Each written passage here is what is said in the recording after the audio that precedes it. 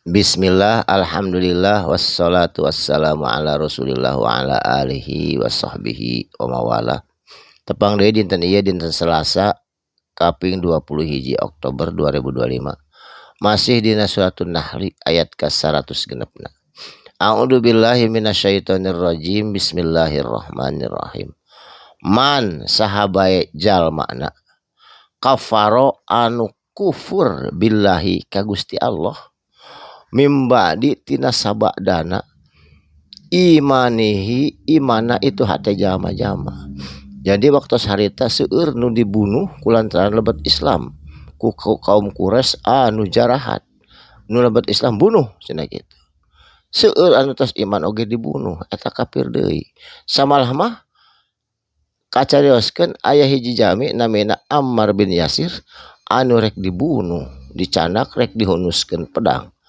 Manehna pura-pura we asup kafir padahal mah osok salat mun balik-balik ka imahna mah. Biasa ngariung deui jeung jama-jama nu kafir, balik salat biasa. Tah nu kitu mah dijawab ku Gusti Allah, illa man akriha, kecuali jama-jama akriha anu dipaksa. Dipaksa kudu asup kafir bari jeung manehna bobodohan asup kafir pura-pura. Saterasna wa qalbuhu jeung itu hatena jama-jama mutmainum manehna tenang hatena teh bil iman dina kaimanan. Keun bae pura-pura kafir ge da urang mah iman hate ta waktu eta nyarios ka Rasulullah, ya Rasulullah abdi namina Ammar bin Yasir mohon terang sa Rasul. Naon? Abdi tos asup kafir cilaka maneh tapi pura-pura dan disieun dibunuh hungkul. Oh kitu. Osok salat osok. Osok puasa osok, zakat osok. Ngan abdi pura-pura daripada abdi dibunuh. Eta mah teu naon sabab aya kateranganna illa man akriha kecuali jalma-jalma nu dipaksa. Saterasna walakin jeung tatapina tah nu ieu mah beda deui. Man syaraha sing sahaja mana syaraha anu lapang dada bunga bil kufri dina kakafiran.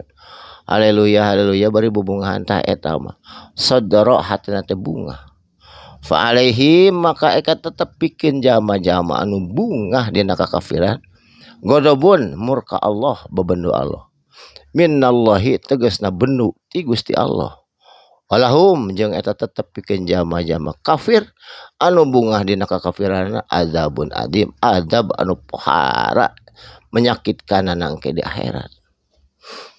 Saterasna zalika jeung ari itu jama-jama kafir jalma-jalma kufur atau nu murtad bi annahum disababkeun itu jama-jama astahabu resep atau mika cinta berlebihan atau kacida resepna al hayatud dunya karena kehidupan dunia.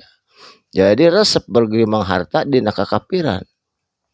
Alal akhirati tibatan resep karena kehidupan akhirat teu percaya karena kehidupan akhirat.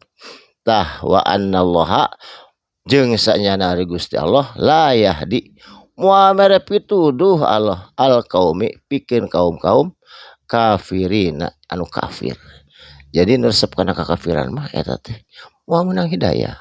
Komo berwah hidayah nu aya mah manehna resep. Resep kana kakufuran, resep kana hura-hura. Saterasna ulaika ari itu alladzina jama-jama anu kafir anu bergelimang dosa anu terus-terusan dina kakafiranana toba Allahu dicap atau disetempel dikunci mati Allahu ku Gusti Allah ala qulubihim kana hatena itu jama-jama wasamihim jeung kana telingana sok sanajan bisa nguping tapi teu daek nguping kana kebenaran wa absorihim jeung eta pandangan matana ongkoh ningali teu buta tapi teu daekeun kana kahadean tetep we kana kakupuran. Ulaika ari itu anu kabeh humul ghafilun terkalebet jelema-jelema anu lalai kana agamana anu lemah imana.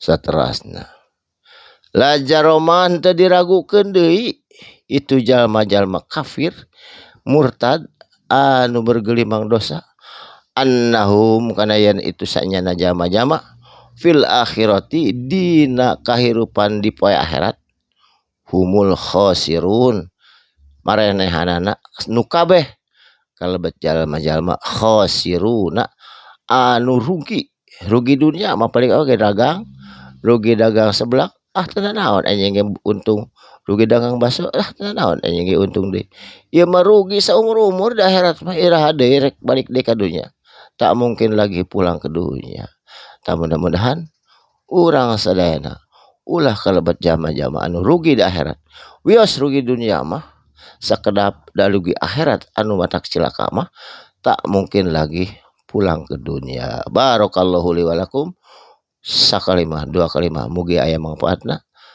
abdi rada maremeh keneh mudah-mudahan sing ngadamang insyaallah enjing patepang deui dina waktos anu sami sadaqallahul adzim wassalamu alaikum warahmatullahi wabarakatuh.